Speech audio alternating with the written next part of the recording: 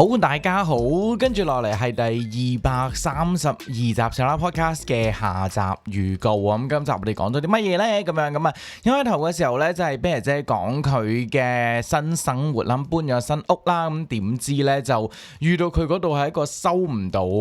信號嘅地方，包括即係佢自己 WiFi router 廢啦，同埋佢嗰個即係個電話上網係會斷斷續續啊！咁啊，搞到呢本身上集呢就話要連 hotspot，點知即刻咧就即刻裝咗 WiFi 啦咁樣噶嘛，由佢本身嗰個即係旅行 router 仔啦，去到即刻要去落單買一個 mesh router 咁樣咁先至搞得掂啊！咁啊，跟住同埋一啲分享佢裝修嘅點滴啦，咁啊包括換電掣啊、地腳線啊咁樣，咁當然仲有好多問題啦，腳板腳崩咗啊，駁電駁到驚啊咁樣，咁但係慢慢咁樣咧，就將自己個屋企咧就裝修好，都係一件好事嚟噶。好，咁啊，跟住講完血淚史啦，咁就講下煲劇啦，咁樣，不如首先分享咗咧 Netflix 嘅 Black Mirror 嘅最新一季啊，咁啊第一集咧佢又講咗個內容噶，咁啊我未睇啦，咁佢係講到咧即係訂閱服務究竟點樣玩到盡啊咁樣，咁啊究竟係 Netflix 自己寫緊自己啊，定係點樣咧咁樣？咁我咧亦都睇咗，唔係睇咗頭幾集ViuTV 嘅三名啊，咁啊就發現佢其實都 OK 嘅喎，幾有深度嘅喎，咁用獨特嘅手法咧去分享人生唔同選擇嘅結果啊，話俾你聽咩叫做人性啊咁樣，咁但係咧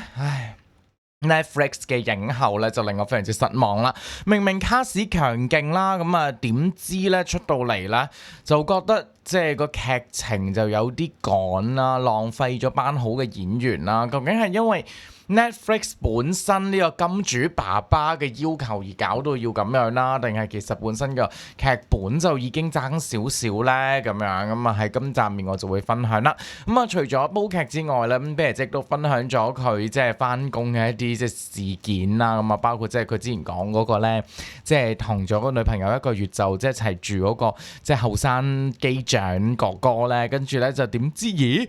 居然為咗姐姐啊而辭職啊，話要同女朋友真係搬去另一個地方住，咁究竟背後有啲咩故事呢？咁同埋原來佢哋個工種係有啲即係簽約嘅，即係提早走係要即係可能要賠錢啦，或者點樣嘅咁樣。咁啊，究竟年輕愛情嘅偉大定係返工偉大啦？咁啊，最後呢，就我都分享咗嚟緊呢就會去台灣係啦，就快閃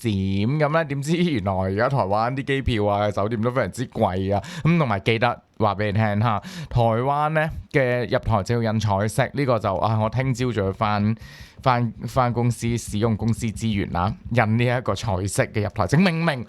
佢彩色嘅部分就得個底個 logo。OK， 係啦，激死 me 咁樣，咁啊係啦，咁嚟緊咧呢個咧就係下集嘅 podcast，啤姐仲未 upload，所以係啦，我希望我又要吹啤姐啦。OK， 好，我哋下集再見，拜拜。